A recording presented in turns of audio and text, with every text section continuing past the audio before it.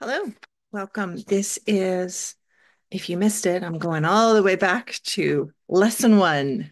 The month of September was designated for German fairy tales.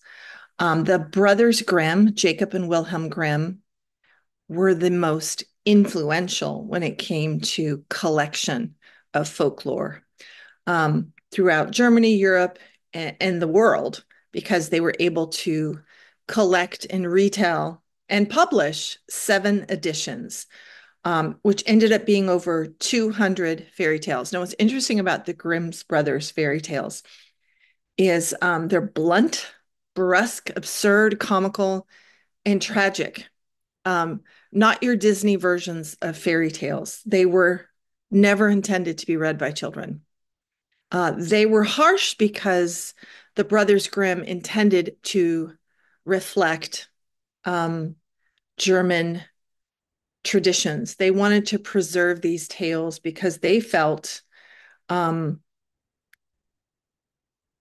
they were a reflection of German Germany's difficult conditions. So we know that folklore, whether it's a fable or a fairy tale, is a story about the human condition.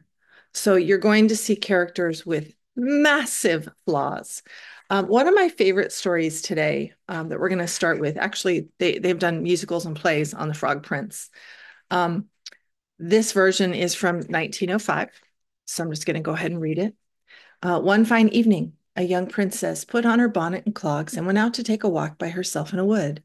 And when she came to a cool spring of water that rose in the midst of it, she sat herself down to rest a while. Now, she had a golden ball in her hand, which was her favorite plaything, and she was always tossing it up into the air and catching it again as it fell. After a time, she threw it up so high that she missed catching it as it fell, and the ball bounded away and rolled along upon the ground, till at last it fell down into the spring. The princess looked into the spring after her ball, but it was very deep, so deep she could not see the bottom of it. Then she began to bewail her loss and said, "Alas, if I could only get my ball again, I would give all my fine clothes and jewels and everything that I have in the world." Whilst she was speaking, a frog put its head out of the water and said, "Princess, why do you weep so bitterly?" "Alas," she said, "what can you do for me, you nasty frog? My golden ball has fallen into the spring."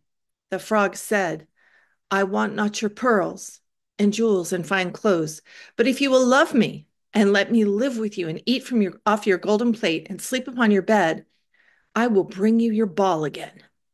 "What nonsense," thought the princess. "This silly frog is talking. He can never even get out of the spring to visit me, though he may be able to get my ball for me, and therefore I will tell him he shall have what he asks." So she said to the frog, "Well, if you will bring me my ball, I will do all you ask."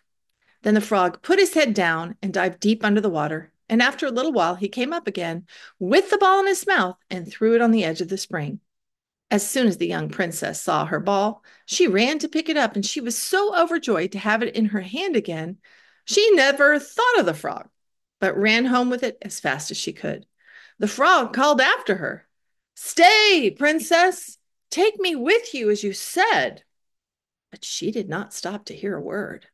The next day, just as the princess had sat down to dinner, she heard a strange noise: tap, tap, plash, plash, as if something was coming up the marble staircase. And soon afterwards, there was a gentle knock at the door, and a little voice cried out and said, "Open the door, my princess dear. Open the door to thy true love here, and mind the words that thou and I said by the fountain cool in the greenwood shade." Then the princess ran to the door and opened it, and there she saw the frog, whom she had quite forgotten. At this sight, she was sadly frightened, and shutting the door as fast as she could, came back to her seat. The king, her father, seeing that something had frightened her, asked her what was the matter. "There's a nasty frog," she said, "at the door, that lifted my ball for me out of the spring this morning. I told him that he should live with me here, thinking that he could never get out of the spring, but there he is at the door, and he wants to come in."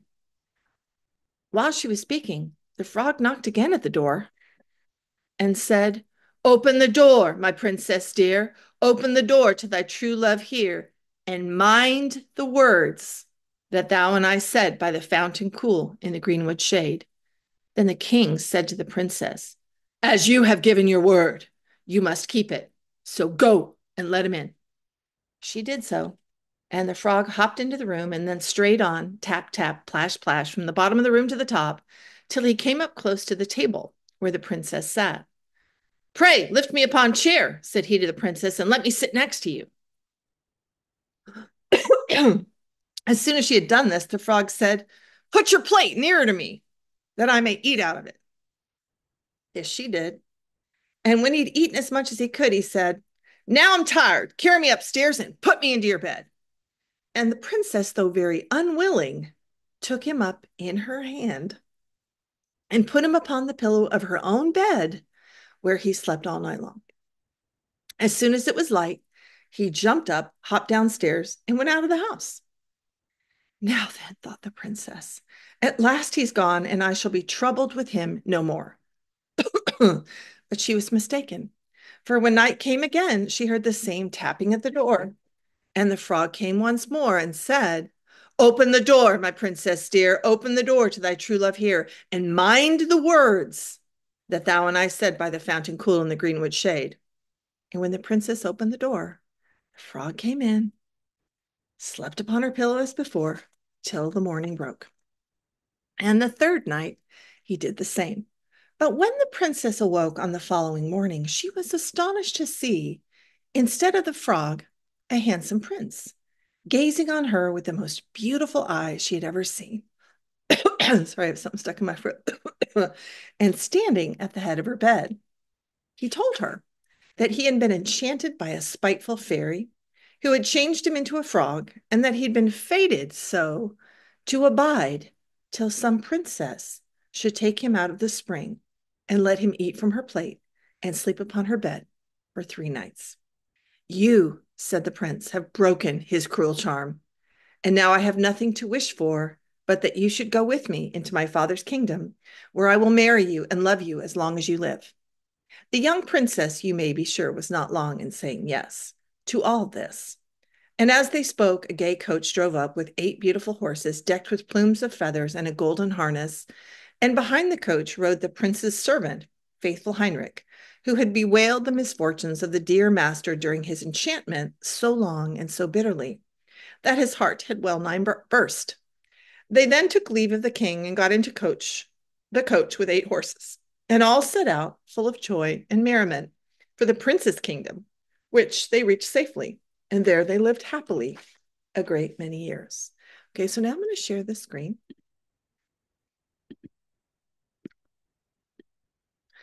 So we're going to go through the story elements. So first and foremost, we have a young princess, a king, and a frog and a king, that order. I always put them in order of importance.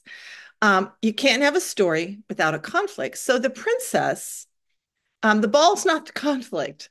The conflict is she makes a promise to the frog and she never intended to keep it.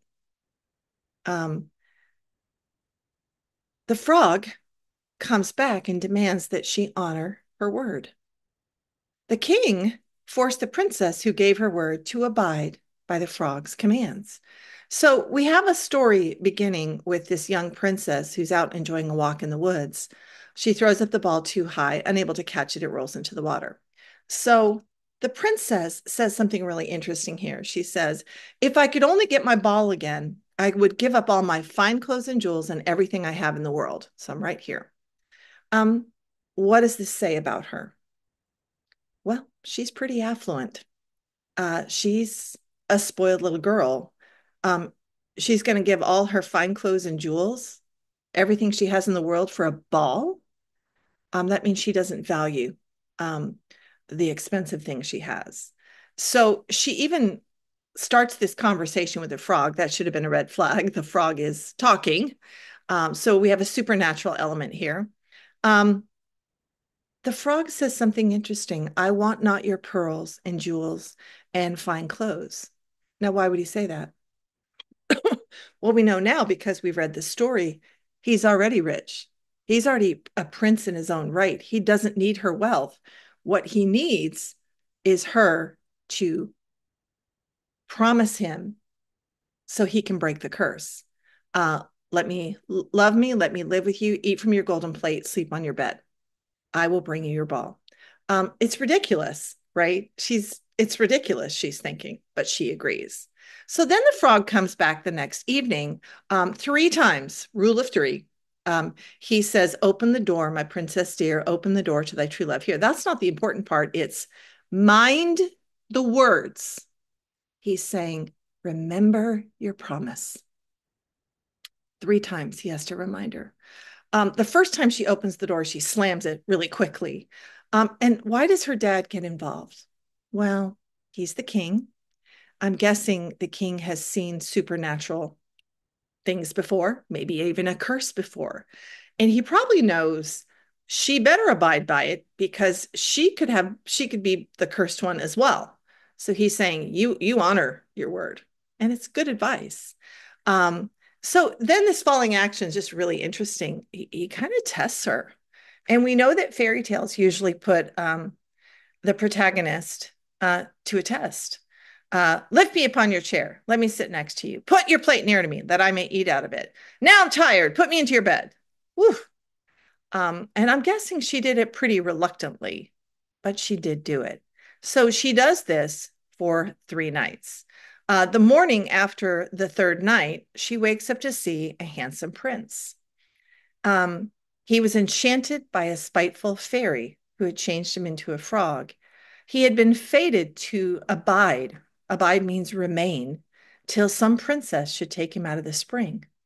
Let him eat from her plate, sleep upon her bed for 3 nights. So, three things. And then, of course, shocker, they marry and live happily ever after. When someone makes a promise, they should keep it. This is the message, the theme from this story. When someone keeps their word, they are trusted and valued. He didn't have to marry her. So why did he marry her? Because he could trust her. He probably knew she did it reluctantly, that she wasn't really happy about it. Um, but she did do it. So the definition of a promise, an assurance that we will do something, give something, or arrange something. We declare something will happen. So we want to make sure that we're not using the word promise, promise, promise, promise, promise, promise, promise, which you're going to be tempted to do. It's a swear, a pledge, a vow, an oath, an assurance, a word of honor. I'll add another one here. It's a covenant. Um, so our outline here, I'm going to go to the body paragraphs only here. The story reflected how children, teens, and parents often make promises, but in reality, they are either committed to keep them or fail to honor them. We've all been guilty of breaking a promise, all of us. And we've all been pretty good about honoring our word. So, what you're going to do today is really fun. The three topics you pick in the first body paragraph are going to really talk about what happens when a child, teen, or a parent honors a promise. And there's a cause and effect relationship here. It builds trust, they gain respect, and it really does promote their reputation. What I mean by promote their reputation is they are thought more highly of. So, one example involves a child who makes a promise and keeps it. You're going to back it up and show how trust is earned. A second example shows how a teen fulfills their oath. And a third example showcases how a parent swears they will help their child. And I think my students can all relate to parents making a promise and not following through and how you feel about that. But I'm guessing you've done the same thing to them. You know, I promised to clean my room, or I promised to get off my game system, and time goes by and you don't keep your word. We've all done it. So what you're going to do in your body paragraphs is kind of different. I haven't done this before. The three examples you use in the top, you're going to use in the bottom, the same three, but you're going to show me what happens when they don't keep their promise. Okay, so for example, Sally borrows a book from her friend Rita, I'm right here, and promises she will return it when she finishes it. A few days later, Sally gives the book back to Rita, thanking her for allowing her to read it. Rita knows she can trust Sally to keep her word, so she has no problem sharing books with her. In fact, their friendship has grown stronger than ever. Okay, so that's going to show respect, trust, and a deepening of their how highly they regard each other. A second example shows a teen who fulfills their promise to their coach. Jason told his basketball coach he would practice his shots at home until he became more accurate. His coach noticed at the next game, Jason was swishing more shots into the net and scoring more points than ever before. Jason's coach respected his efforts, making him one of the starting 5 players on the team. Even his teammates, that should be past tense, passed the ball to him, knowing he could be counted on. Okay. A third situation showcases how a parent swears they will help their child. I keep using the word help a lot, so I'm just going to make that assist. Mila asked her dad if he could help drive her to a volunteer food bank over the weekend. Her dad promised her he'd be happy to not only drive her, but also go work with her. I just noticed I was using the word help a lot. Now, Mila and her dad are known at the volunteer center as the father and daughter duo who enjoy passing out food to the needy. Mila now knows she can ask her dad to help in the future when she needs him. So in each of the above examples that you're going to choose, and please don't copy my examples. I mean, at least modify them. Keeping one's word is vital to maintaining healthy and strong relationships.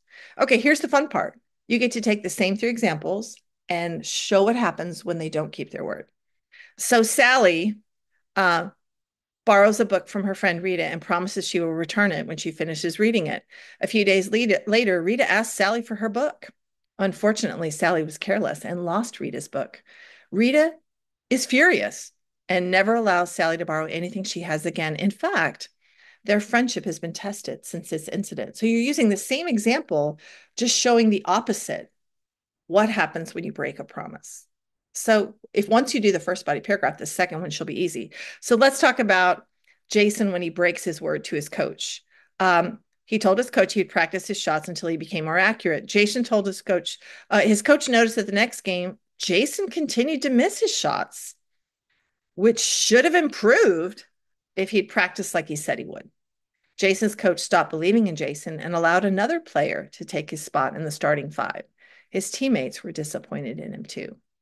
Okay, finally, this is Mila and her dad. Mila asked her dad if he could help drive her to a volunteer food bank over the weekend. Her dad promised he'd be happy to not only drive, but go with her. The problem was Mila's dad was called into work on Saturday. So Mila no-showed her volunteer assignment. Now Mila and her dad were known at the volunteer center as the father and daughter who failed to do their part. In the future, Mila knows her dad's work is more important than her events. So in the bottom paragraph, you're going to show each of the above examples. Refusing or failing to keep one's words creates distrust and division among relationships. So really, this is about a promise. So your application, your real world application today is showing that just like in the story, which was written in the 1800s, people were flawed back then. They would break a promise. And we know today it's important to honor your word. I think it's even more important to really be careful not to make a promise if you know you can't keep it, right? But that's really what this story is talking about. And that concludes lesson 1. I appreciate you watching, and I'm sorry if you missed the class. Remember that you can always come on another day. And with flu season, I know a lot of kids are sick right now. You can always shoot me an email. It's going to have to be several hours before class, but you can always watch an online class if you're up for it. I can always arrange that either on your class day or later in the week. So just know that that's an option. You're not stuck with just a Zoom recording. And most of my students know that I'm flexible with that. So if you don't know that and you're watching this, you don't have to be doing that. Okay, I'm going to conclude the lesson. Thank you for watching.